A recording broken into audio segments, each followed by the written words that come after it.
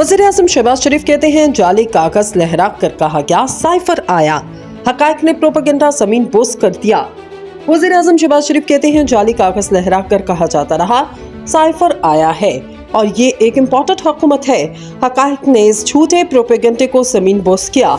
इस्लामाबाद रावलपिंडी के मुख्तलिफ तरक्याती मंसूबों के इफ्तिताह के मौके पर वज़ीर आज़म शहबाज शरीफ ने कहा चेयरमैन PTI ने पाकिस्तान के वक़ार को खाक में मिलाने की कोशिश की।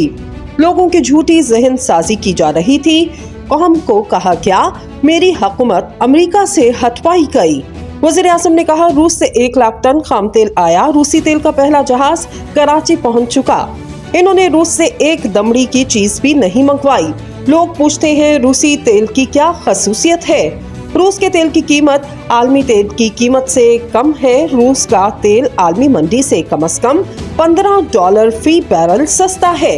इन्होंने कहा पाकिस्तान को इस वक्त ज़र मुबादला की जरूरत है।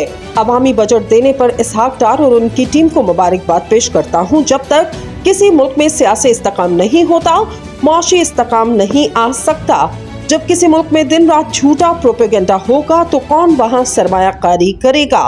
वज़ीर आज़म का कहना है जो IMF से मुआहदा करके तोड़ा गया, हमें इसका बहुत ज्यादा नुकसान हुआ। पूरी कोशिश कर रहे IMF से मुआहदा हो जाए। IMF की तमाम शराइत पूरी कर ली, हम IMF से मुआहदा करने में कामयाब हो जाएंगे।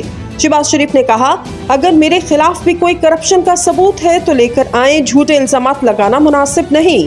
चेयरमैन PTI ने पूरी ऑपोजिशन को दीवार से लगा दिया।